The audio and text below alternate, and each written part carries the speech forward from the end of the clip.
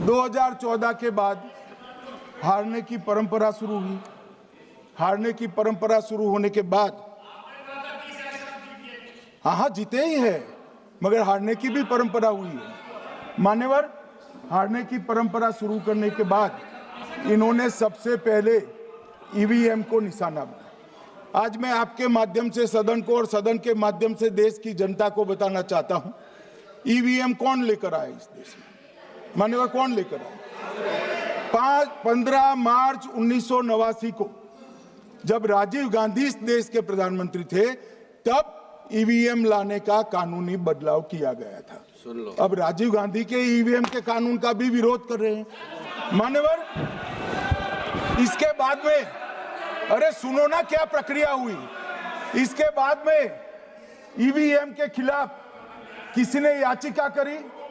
इस देश की सर्वोच्च न्यायालय के 5 जजों ने बैठकर ईवीएम के कानूनी बदलाव को 2002 में उचित ठहराया। मानो राजीव गांधी को भी नहीं मानते, सर्वोच्च अदालत को भी नहीं मानते हैं। फिर 98 में मध्य प्रदेश, राजस्थान और दिल्ली, इसमें सिर्फ 16 विधानसभाओं में इसका ट्रायल लिया गया। कितना केयरफुल है ये भी बताता हूं। हुडा बैठो, ये भी कितना केयरफुली चुनाव आयोग आगे बढ़ा है। मध्य प्रदेश, राजस्थान और दिल्ली, ये राज्यों की सिर्फ 16 विधानसभा में इसका ट्रायल लिया गया।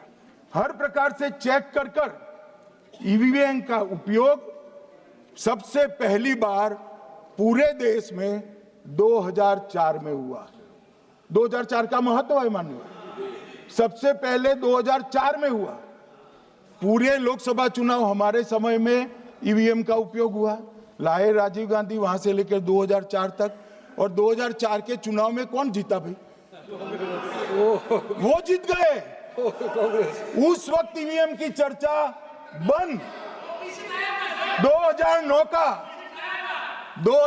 का चुनाव हुआ, पूरा ईवीएम से हुआ, ये जीत गए। चुप्पी साध ली। 2014 में सब हम जीते तो कौ चालू कर दी। वो सरकार में थे। मान्यवर, ये क्या है? जब कानून आप लाए, मशीन आपने इंट्रोड्यूस किया, चुनाव आप पहला जीते मशीन से, दूसरा चुनाव जीते, मौत से 10 साल राज किया और हार गए तो फिर रोते हैं। मान्यवर, देश की जनता मानती है इसको। और दूसरी बार जब चुनाव आयोग को भी लगा कि सच्चे झूठे आरोप होते हैं, तो इस पर रिसर्च की एक प्रक्रिया हुई। मानिएगा 5 साल रिसर्च के बाद वीवीपीएटी की इंट्रोडक्शन हुआ। ये वीवीपीएटी क्या है? मैं जब वोट दबाता हूं तो समझ गए दादा, धन्यवाद। मान्यवर, मैं जब वोट दबाता हूं तो मैंने कमल के निशान पर वोट दबाया, तो पास में एक पर्ची निकलती है कि आपका वोट कमल के निशान पर रजिस्टर हो गया है। फिर भी आरोप हुए कि पर्ची वाले ये 2 अलग होते हैं। तो चुनाव आयोग ने निर्णय किया कि 5% ईवीएम और वीवीपैट के परिणाम कंपेयर होंगे। तो मशीन खुला, इसमें 396 वोट मिले। तो वीवीपैट में कितने वोट मिले, तो 396 है या नहीं है, ये 5% मशीनों में मिलता है। मान्यवर, मैं आंकड़े लेकर आया हूं चुनाव आयोग को पूछकर आज कि कितने वीवीपैट और मशीन का मिलान नहीं हुआ। आज तक 16,000 मशीन और वीवीपैट का मिलान हुआ है, एक में भी वोट का बदलाव नहीं।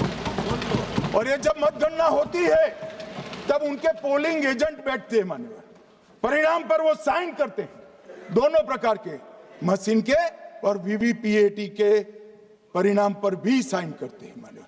और ये इस पर आरोप लगा रहे हैं मान्यवर। अब ये कह रहे हैं कि उस वक्त वाईफाई नहीं थी।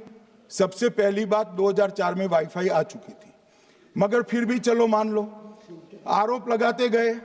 ईसीआई ने 2009 में एक छेड़छाड़ के आरोप पर भाग लेने के लिए 10 राज्यों में 100 ईवीएम लगाई गई। सब लोगों ने प्रयास किया, 2009 में कोई छेड़छाड़ नहीं कर पाए। फिर भी आरोप लगाए तो 2017 में इलेक्शन कमीशन ने जून 2017 में 3 दिन तक ईवीएम इलेक्शन कमीशन की ऑफिस में रखे कि कोई भी पार्टी आकर, कोई भी टेक्नोक्रेट आकर, कोई भी साइंटिस्ट आकर ईवीएम को हैक कर बता दे। ये तो गए ही नहीं, ये नहीं गए। मान्यवर, ये सिर्फ प्रेस में आरोप करते, ना अदालत में जाते हैं, ना चुनाव आयोग के पर जाते। मान्यवर, मगर एक्सपर्ट भी नहीं गए। आप कोई एक्सपर्ट भेज देते भैया, एक्सपर्ट भी नहीं भेजा। और मान्यवर, 2017 में फिर चुनाव आयोग इस निर्णय पर पहुंचा कि आने वाले सब चुनाव ईवीएम से होते हैं। अब चुनाव आयोग ने तो निर्णय कर दिया, मगर मैं भी साहब थोड़ा ज्यादा सोचता हूं। तो मैंने सोचा, ये चुनाव आयोग कहता है कुछ नहीं हो रहा है, कुछ नहीं हो रहा है, तो ये लोग आरोप क्यों लगाए?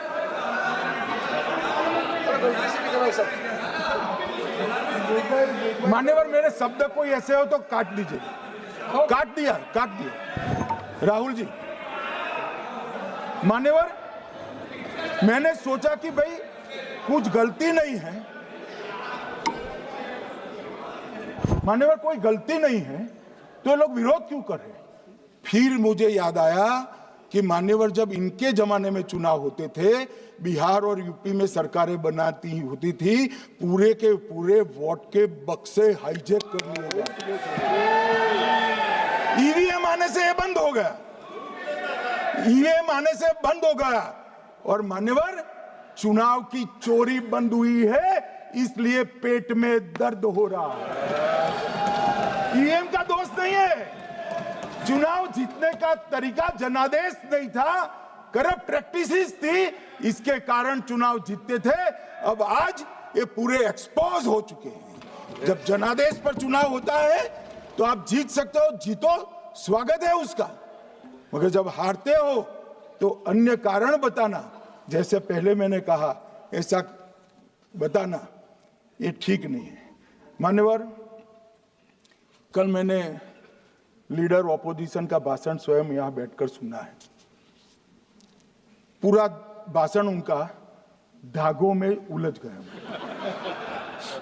थ्रेड्स में उलझ गया। मान्यवर, ये कहते हैं पीएम का शेड्यूल देखकर चुनाव आयोग चुनाव तय करता है।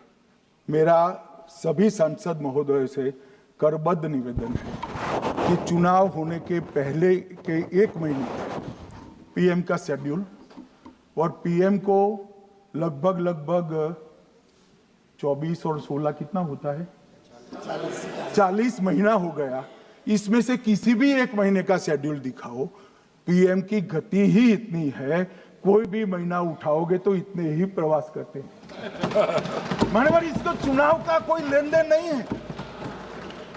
हमारे प्रधानमंत्री जनसंपर्क में आजादी के बाद सबसे ज्यादा प्रवास करने वाला प्रधानमंत्री, और मैं जानता हूं साहब, मैं जानता हूं नरेंद्र मोदी जी को 2001 से मैं बता सकता हूं, एक भी दिन की छुट्टी नहीं, एक भी वैकेशन नहीं, लगातार जनता का काम करना। मैंने कभी नहीं देखा उनको वैकेशन में। कई बार इनका अनुकरण करने का प्रयास करते हैं तो बीपी बढ़ जाता है इतना, ये फिर रुक जाएंगे प्लीज। मान्यवर, ये पूरी चर्चा चुनाव सुधार पर थी। मैंने आज ये भी जांच करा,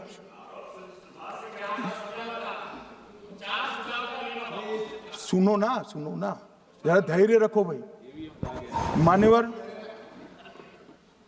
मैंने आज सुबह चुनाव आयोग के वहां जांच कराई। जांच मतलब कोई गोपनीय चीज नहीं पूछी है, आप इसका इशू मत बने।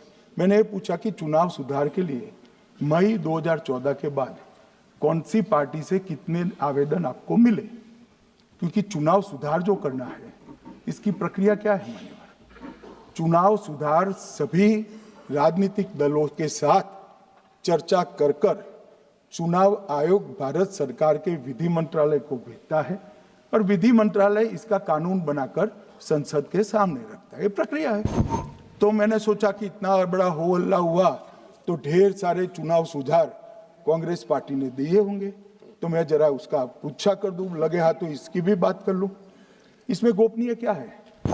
तो मैंने पूछा तो साहब मुझे एक रहस्य मालूम पड़ा कि आज तक मई 2014 से चुनाव आयोग को एक भी चुनाव सुधार का सुझाव कांग्रेस पार्टी से नहीं मिला।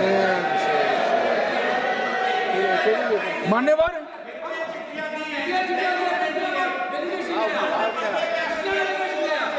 बैठे बैठे मैं बताता हूं।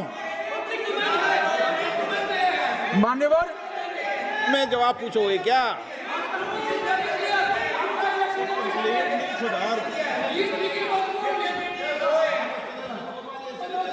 आप भी बोले, हर बोलने पर एक एक बार उठेंगे क्या? हर चीज का जवाब पूछेंगे क्या आप? नो, ये तरीका ठीक नहीं है। नो, ये तरीका ठीक नहीं है।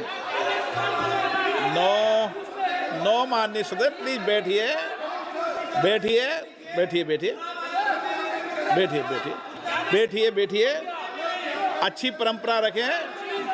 ओके,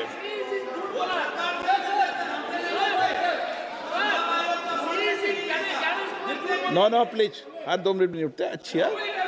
नो, ऐसी नो, प्लीज बैठिए आप, प्लीज बैठिए, प्लीज बैठिए, प्लीज बैठिए, सुनिए प्लीज, प्लीज बैठिए। माननीय सदस्यगण, ये कभी परंपरा नहीं रही कि सत्ता पक्ष और प्रतिपक्ष का कोई भी माननीय सदस्य कभी बोल रहा हो तो हर विषय पर बैठे बैठे टिप्पणी करना या हर विषय पर खड़े होकर सवाल पूछना, ये परंपरा कभी नहीं रही। आपने भी भाषण दिया आज, आपको कोई ने बीच में उठ के पूछा कोई ने? माननीय गृह मंत्री जी, अच्छी परंपराएं लागू करो, अच्छी तरह चलाएं सदन। मैं मेरे स्टेटमेंट पर कायम हूं। नरेंद्र मोदी सरकार बनने के बाद आज तक कांग्रेस पार्टी ने चुनाव आयोग को एक भी चुनाव सुधार का प्रपोजल नहीं दिया। मान्यवर, ये कई बार मिलने गए हैं, मैंने उनका प्रेस कॉन्फ्रेंस भी देखा है। उनका प्रेस कॉन्फ्रेंस था चुनाव प्रक्रिया के अंदर उनका जो डिस्प्यूट है वो ऑन गोइंग इलेक्शन में इसको रजू करने का। चुनाव सुधार जो होता है, चुनाव के पहले चुनाव के नियम जो तय होते हैं, इसके लिए सभी दलों को बाकायदा पत्र लिखा जाता है और कोई मांगे तो उसको समय भी देना पड़ता है। ये दो अलग चीज है। माननीय गृह मंत्री, मान्यवर, 1 मिनट गृह मंत्री। माननीय सदस्यगण, सदन का समय माननीय गृह मंत्री जी के वक्तव्य की समाप्ति तक बढ़ाया जाता है।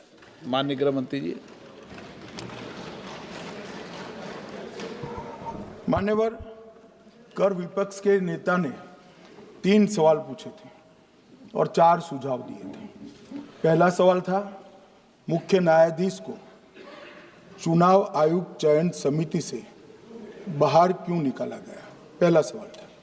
दूसरा सवाल था दिसंबर 2003 में कानून बदलकर चुनाव आयोग को पूर्ण प्रतिरक्षा क्यों दी गई। और तीसरा शार्प क्वेश्चन था सीसीटीवी फुटेज 45 दिन में नष्ट करने का कानून क्यों लाए। कानून नहीं लाए हैं, सर्कुलर चुनाव आयोग ने इश्यू किया है, मगर ठीक है, हार्द मैं समझ रहा हूं, ये क्यों कर रहे हैं। ये 3 इसके जवाब थे। मान्यवर, मैं इसमें से सबसे पहले सवाल का जवाब देना चाहता हूं। मान्यवर, मुझे पूरा सुनकर जरा आप आपत्ति लीजिएगा, क्योंकि मैं बताऊंगा तो पास से ही, मगर वर्तमान का भी जवाब दूंगा। मान्यवर, 73 वर्ष तक इस देश में चुनाव आयोग की नियुक्ति का कोई कानून ही नहीं था। माननीय सभी सदस्य ध्यान से मुझे सुने, 73 साल तक इस देश में चुनाव आयोग की नियुक्ति का कोई कानून नहीं था। नियुक्ति प्रधानमंत्री सीधी कर देते थे। और मान्यवर, मैं आज ये पूरे देश को बताना चाहता हूं कि टोटल अब तक जितने चुनाव आयुक्त हुए और जितने मुख्य चुनाव आयुक्त और चुनाव आयुक्त, ये सभी इसी प्रकार से हुए। अब 2003 के कानून पर मैं बाद में आता हूं। 1950 से 1989 चुनाव आयोग एक सदस्यीय था। प्रावधान क्या था?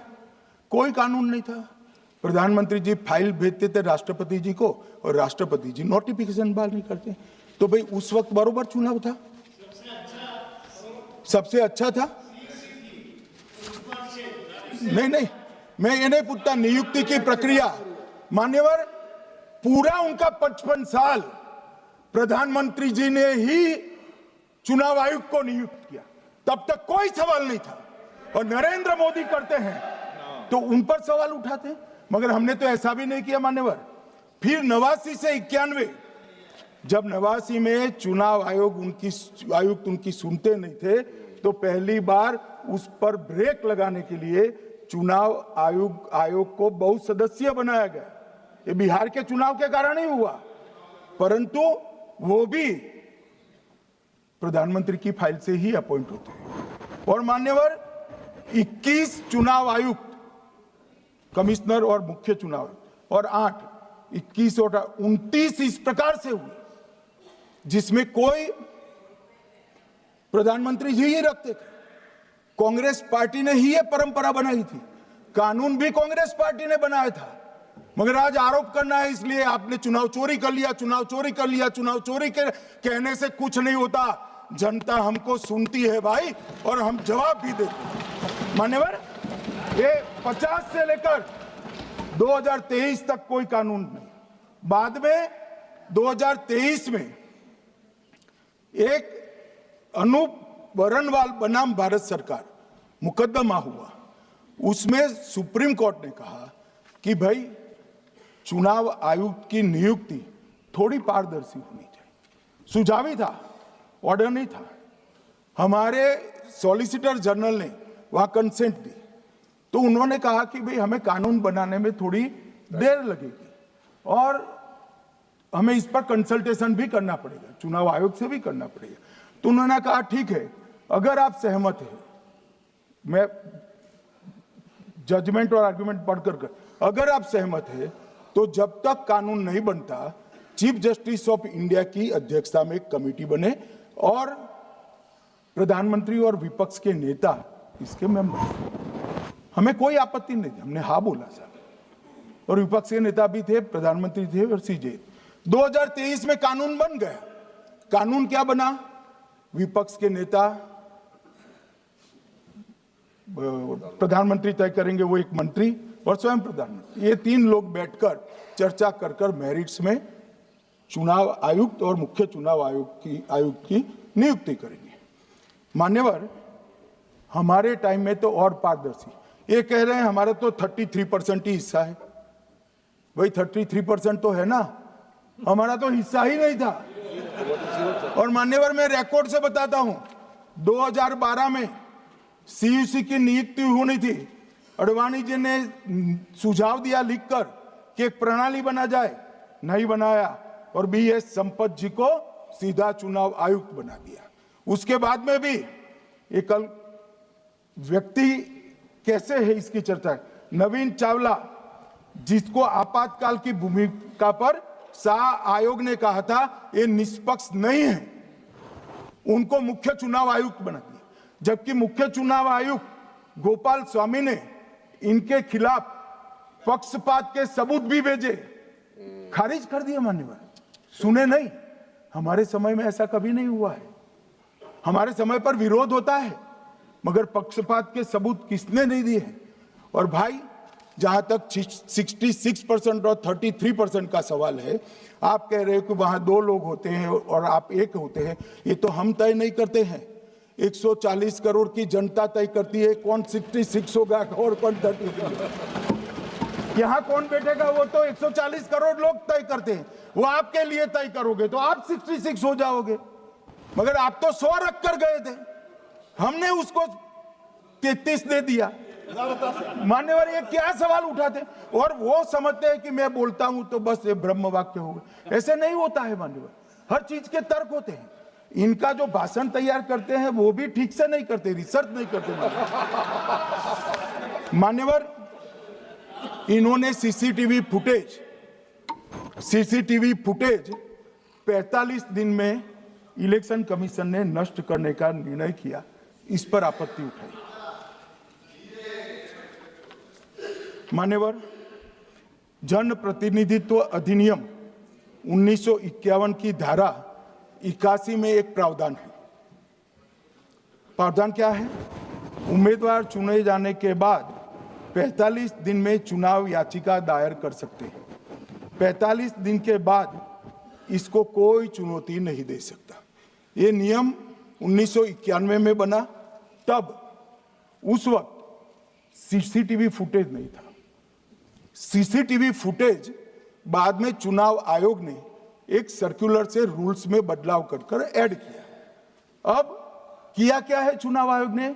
सीसीटीवी फुटेज का जो रिकॉर्ड है उसको जन प्रतिनिधित्व अधिनियम की 1951 की धारा 81 के साथ संरक्षित किया है, मतलब अलाइन किया है कि 45 दिन के बाद कोई डिस्प्यूट की प्रोविजन ही नहीं है एक्ट में, तो 45 दिन के बाद ये सीसीटीवी फुटेज क्यों रखना चाहिए?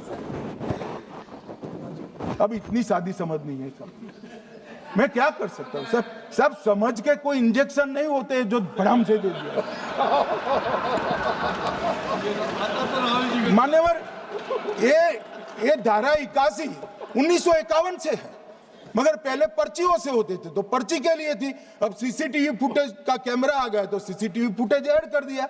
मान्यवर, उन्होंने कहा, और इस वक्त जब सीसीटीवी फुटेज जब प्रक्रिया में ऐड किया, तब स्पष्ट चुनाव आयोग ने कहा था कि सीसीटीवी रिकॉर्डिंग संवैधानिक दस्तावेज नहीं है, ये आंतरिक प्रबंधन है। किस चीज का आंतरिक प्रबंधन? कि चुनाव सीज होने के बाद कोई पुनः मतदान की अर्जी करता है कि भाई ये मतदान मथक में चुनाव ठीक नहीं हुआ, तो चुनाव आयोग जो निर्णय करता है वो सीसीटीवी फुटेज के आधार पर करता है। पहले मौखिक करता था, टेक्नोलॉजी आई, सीसीटीवी फुटेज स्वीकार कर लिया। अब ये आंतरिक प्रबंधन के लिए है मान्यवर। फिर भी चुनाव आयोग का जो निर्णय मैं बताता हूं, उन्होंने कहा सामान्य जनता को एक्सेस होना चाहिए। रूल्स बनाया गया है, सामान्य व्यक्ति सीसीटीवी फुटेज उच्च न्यायालय में जाकर 45 दिन के अंदर ऑर्डर करा सकता है। अब ये कहेंगे 45 दिन में जजमेंट नहीं आएगा, मगर उच्च न्यायालय इतना ऑर्डर कर सकता है कि सीसीटीवी फुटेज आप डिस्ट्रॉय मत करना। मान्यवर, राजनीतिक दलों को एक्सेस देने का उन्होंने प्रावधान करा है, तो वो चुनाव को चैलेंज करे राजनीतिक दल 45 दिन के अंदर। ऑटोमेटिक जो चुनाव चैलेंज होता है मान्यवर, उसका सीसीटीवी फुटेज नियमों से हम चुनाव आयोग रिजर्व कर देता है। मान्यवर, ये प्रक्रिया कुछ पढ़ते नहीं। इसके बाद पॉलिटिकल एजेंटों को एक्सेस होनी चाहिए। पॉलिटिकल एजेंट भी मान्यवर हाईकोर्ट से इसको प्राप्त कर सकता है। अब करते कुछ नहीं, एक भी ना हाईकोर्ट में अर्जी करी ना चुनाव आयोग में करी, और सीसीटीवी फुटेज का बहाना लेकर बोलने लगे। अब इतने लाखों बूथों का सीसीटीवी फुटेज हर नागरिक मांगने लगा कोई कारण के बगैर, तो किस प्रकार से चुनाव आयोग दे सकता है? किस प्रकार से दे सकता है? यहां हुआ क्या है, सब प्राप्त करना चाहते हैं वो प्रेस कॉन्फ्रेंस करना। उनको लगता है कि मेरी प्रेस कॉन्फ्रेंस ये संवैधानिक प्रावधान के तहत होती है। ऐसा नहीं होता है। वे प्रेस कॉन्फ्रेंस जो करते हो जिन मुद्दों का, इसकी लीक कर अर्जी दे दो, टपक से मिल जाएगी सारी दिख, मगर अर्जी नहीं करते, कोर्ट में नहीं जाते हैं, चुनाव आयोग में नहीं जाते हैं, और चुनाव चोरी हो गया, चुनाव चोरी हो गया, चुनाव चोरी हो गया करते। मान्यवर ऐसे नहीं चलेगा। इस देश को, लोकतंत्र को आप धूमिल नहीं कर सकते और सबने सीखना चाहिए और भाषण ढंग से तैयार करने का भी सीखना चाहिए। मान्यवर,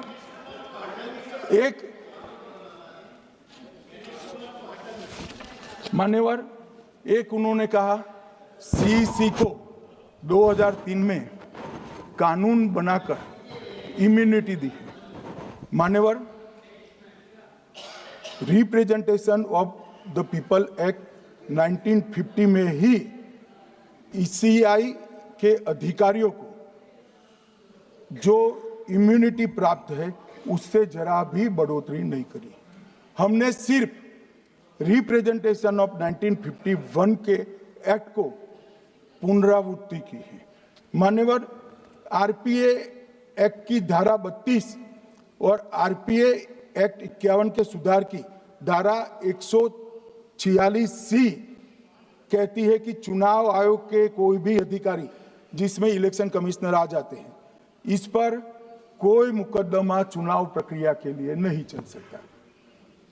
ये प्रावधान है मान्यवर, और वो प्रावधान को 23 के कानून में इसको भी हमने संरेखित किया है मान्यवर। इतने सारे वकीलों को राज्यसभा दे रखी है, भगवान जाने क्या करते हैं सर, अपने नेता को ब्रीफ भी नहीं करते। मान्यवर, ये वाक्य आप निकाल सकते हैं, ये वाक्य निकाल सकते हैं। मान्यवर, अच्छा सुझाव दिया आपको।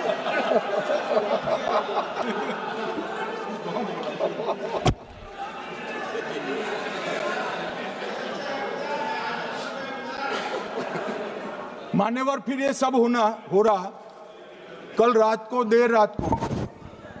कल देर रात को मान्यवर मैं मेरा भाषण तैयार कर लूं, तो मैंने अपने आप को पूछा कि ये सब इतना स्पष्ट है तो ये मुद्दा क्यों उठा रहे। मेरी समझ में अगर इतना पढ़कर आता है तो उन्होंने भी तो पढ़ा होगा। ये मुद्दा क्यों उठा रहे? मूल मुद्दा है अवैध घुसपैठियों को मतदाता सूची में रखने। इन लोगों ने मान्यवर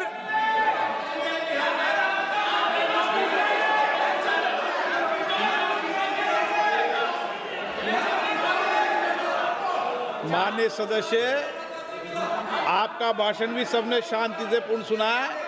आप भी सुनने की सामर्थ्य रखो। नहीं, आप सुनने की सामर्थ्य रखो। नो, प्लीज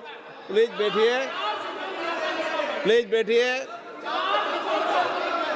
सुनो, पूरा भाषण सुनो। आप जब बोलते हैं तो इधर भी सुनते हैं, आप भी इधर भी बोलते हैं, इधर सुने। गृह मंत्री इलेक्शन रिजल्ट के लिए बात बोलता सर।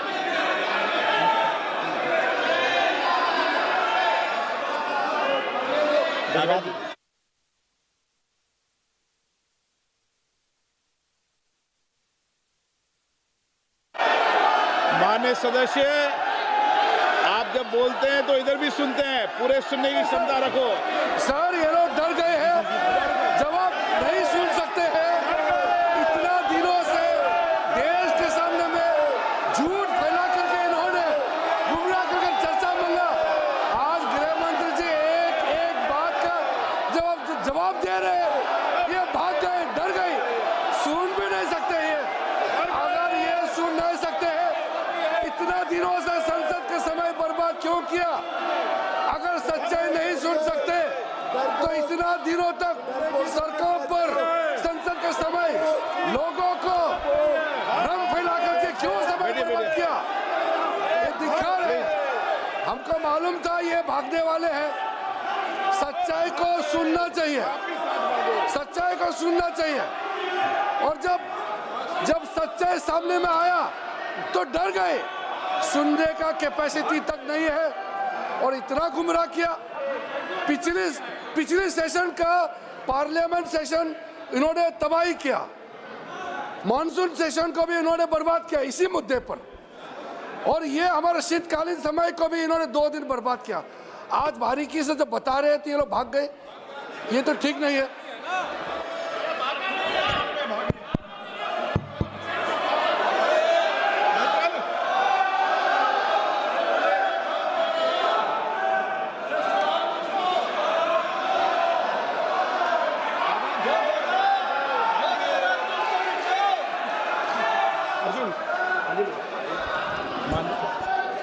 मान्यवर, ये 200 बार भी बहसकार करेंगे, एक भी अवैध घुसपैठियों को इस देश में हम वोट नहीं देंगे। ये हमारे एनडीए का पॉलिसी है मान्यवर। डिटेक्ट मतलब ढूंढो, डिलीट करो, मतदाता सूची में नाम काटो और उनको डिपोर्ट करो। हम संवैधानिक प्रक्रिया कर कर डिटेक्ट, डिलीट और डिपोर्ट ये पूरा करेंगे। ये क्यों सदन छोड़कर भाग गए? मैं इनके सामने तो कोई बात भी नहीं कर रहा था, ना कांग्रेस पार्टी के सामने बात कर रहा था। मैं तो बात कर रहा था घुसपैठियों को देश के बाहर निकालने की। अब ये तो देखिए साहब, अगर मैंने इतने सारे आरोप करे श्री जवाहरलाल नेहरू पर, इंदिरा गांधी पर, इनके पिताजी पर, सोनिया जी पर, तब भागते तो लाजिम था। ये घुसपैठियों को लिए भाग गए क्योंकि उनकी हमारी पॉलिसी है डिटेक्ट, डिलीट और डिपोर्ट। उनकी पॉलिसी है नॉर्मलाइज कर दो घुसपैठ को, उसके बाद में मान्यता प्रदान कर दो और चुनाव में मतदाता सूची में डालकर फॉर्मलाइज कर दो। मगर साहब ये लंबे समय तक नहीं चलना। मैं मेरे मन से मानता हूं, मेरे पार्टी के सिद्धांत तो है ही, मगर मैं मानता हूं कि जनसांख्यिकी में इतना बड़ा परिवर्तन देश के लिए बहुत बड़ा खतरा है। यह देश एक बार जनसांख्यिकी के आधार पर बढ़ चुका है और हम नहीं चाहते कि आने वाली पीढ़ी ये देश के भी बंटवारे दिखे। इसलिए ये बहुत जरूरी है कि इस देश से घुसपैठ को रोकना पड़ेगा। मान्यवर, ये कहते हैं कि घुसपैठ हो रही है, भारत सरकार की जिम्मेदारी नहीं है। मान्यवर, मैं आज बताना चाहता हूं, घुसपैठ हो रही है भारत बांग्लादेश की सीमा से। वहां पर कुल 2216 किलोमीटर बॉर्डर है, इसमें से 1653 किलोमीटर बॉर्डर बन चुकी है और 563 कहां बाकी रही है मान्यवर मालूम है? केवल और केवल एक राज्य बंगाल। आसाम का पूरा हो गया, मेघालय का पूरा हो गया, त्रिपुरा का पूरा हो गया, जम्मू कश्मीर का पूरा हो गया, पंजाब का पूरा हो गया, राजस्थान का पूरा हो गया, गुजरात का पूरा हो गया, खाली बंगाल का बाकी रखा है। और मैं आज कहना चाहता हूं टीएमसी के लोगों को भी, ये राहुल जी के साथ में रहकर घुसपैठिया बचाओ यात्रा बिहार में निकली, साफ हो गए। आप भी घुसपैठियों को बचाओगे तो वहां भारतीय जनता पार्टी का विजय तय। मान्यवर, ये कहते हैं कि घुसपैठ क्यों हो रही? आप बॉर्डर नहीं बनाने देते, फेंसिंग नहीं करने दोगे, घुसपैठ नहीं होगी। फिर भी चलो, मैं पूछना चाहता हूं कि घुसपैठ होकर सबसे पहले घुसपैठिया कहां आता है? कहां आता है? तो गांव में आता है। पटवारी को मालूम नहीं पड़ता, गांव के थाने वाले को मालूम नहीं पड़ता। इसकी मतदाता सूची में नाम डालने के लिए आधार कार्ड कहां बनता है? वहीं बनता है। उसका राशन कार्ड कहां बनता है? बंगाल में बनता है। और मतदाता सूची में कौन सी मतदाता सूची में ऐड होता है? तो बंगाल में होते। आपकी कोई जिम्मेदारी नहीं है। मान्यवर, ये देश के भविष्य और सुरक्षा के साथ खिलवाड़ कर रहे। कभी कभार चुनाव तो जीत जाओगे घुसपैठियों के आधार पर, परंतु इस देश की सुरक्षा को आप ताक पर रखो। मैं आज कहना चाहता हूं मान्यवर, बिहार की जनता ने एक बहुत महान फैसला किया है, घुसपैठिया बचाओ यात्रा के खिलाफ जनादेश दिया। और बंगाल भी ये करने जा रहा है मान्यवर, आने वाले दिनों में करेंगे, उनको मालूम नहीं। मान्यवर, मैं कल राहुल गांधी जी ने एक विषय कहा था कि सारी संवैधानिक संस्थाएं आपने करप्ट कर दी। मैंने पूरा बताया कि चुनाव आयोग की नियुक्ति के पहले क्या नियम थे। उन्होंने कहा कि महत्वपूर्ण पद पर आरएसएस की विचारधारा के लोग रख लिए जाते हैं। तो इसमें क्या आपत्ति है भाई? क्या इस देश में कोई कानून बना है कि आरएसएस की विचारधारा वाले हैं उनको कोई महत्वपूर्ण? अरे इस देश का प्रधानमंत्री आरएसएस की विचारधारा वाला है। इस देश का गृह मंत्री आरएसएस की विचारधारा वाला है और जनादेश से बनकर आए, आपकी कृपा से बनकर नहीं आए हैं मान्यवर। मगर उन्होंने क्या किया था वो मैं फिर बताना चाहता हूं। 1969 में इस देश का राष्ट्रपति का चुनाव हुआ। 1969 में इंदिरा जी अपनी पार्टी के अंदर ही संघर्ष करती थी। पार्लियामेंट्री बोर्ड ने राष्ट्रपति के चुनाव के प्रतिनिधि के रूप में कांग्रेस पार्टी का अधिकृत उम्मीदवार बनाया श्री संजीव रेड्डी को, और इंदिरा जी ने प्रधानमंत्री रहते हुए अपने पार्टी के मैंडेट को ही डिफाई कर कहा कि राष्ट्रपति का चुनाव में वोटिंग अंतर आत्मा की आवाज से करनी चाहिए, और उन्होंने श्री वीवी गिरी को प्रत्याशी बनाया मान्यवर। और फिर हुआ क्या, अल्पमत में थी वो, संजीव रेड्डी जी के वोट ज्यादा थे। जीतने के लिए उन्होंने कम्युनिस्टों से समाधान किया और इस देश की सारे संस्थान पर, शिक्षा संस्थान पर, महत्वपूर्ण संवैधानिक पद पर कम्युनिस्टों को बिठाने का काम ये इंदिरा गांधी जी ने, और वहीं से इस देश के विमर्श को बदलने का काम किया है, वहीं से किया है। वामपंथी विचारधारा इस देश के प्रकृति को, इस देश के स्वभाव को, इस देश की जनता को स्वीकार्य नहीं है, और इसीलिए वामपंथी लुप्त हो गए मान्यवर। उन्होंने इस देश के युवा धन को वामपंथी विचारधारा पर डाइवर्ट करने का काम किया है, जो 2014 से फिर से नरेंद्र मोदी जी ने इसको एक अच्छी तरीके से, लोकतांत्रिक तरीके से परिष्कृत करने का काम कर रहे हैं मान्यवर। और ये कह रहे हैं कि आरएसएस के विचारधारा वालों को रखते हैं। कोई ऐसा कानून नहीं है मान्यवर कि आरएसएस की विचारधारा वाला व्यक्ति कोई, आरएसएस की विचारधारा क्या है? देश के लिए मरना ही आरएसएस की विचारधारा है। देश को समृद्धि के परम शिखर पर ले जाना ही आरएसएस की विचारधारा है। देश की संस्कृति का झंडा बुलंद करना ही आरएसएस की विचारधारा। ये क्या समझाते हैं? हम ऐसे मान लेंगे? हम नहीं डरते साहब किसी से, हम नहीं डरते। मैं मेरी ही बात करता हूं। मैं तो 10 साल का था और नारे लगाता था, आसाम की गलियां सुनी है, इंदिरा गांधी खूनी है। हम तो वहां से लड़ते लड़ते आए हैं, हम नहीं डरते मान्यवर। और मान्यवर, इन्होंने कहा कि वोट चोरी से जीतते हैं, वोट चोरी से नहीं जीते हैं। आपने सर्जिकल स्ट्राइक का विरोध किया, इसलिए हम जीते। आपने एयर स्ट्राइक का विरोध किया, इसलिए जीते हैं। आपने 370 हटाने का विरोध किया, इसलिए जीते हैं। आपने राम मंदिर बनाने का विरोध किया, इसलिए जीते हैं। आपने घुसपैठियों को हटाने का विरोध किया, इसलिए जीते हैं। आपने सीएए का विरोध किया, इसलिए हम जीते हैं। आपने ट्रिपल तलाक हटाने का विरोध किया, इसलिए जीते हैं। और आप 1 नेशन 1 इलेक्शन का विरोध कर रहे हो, इसलिए हम फिर से जीते हैं।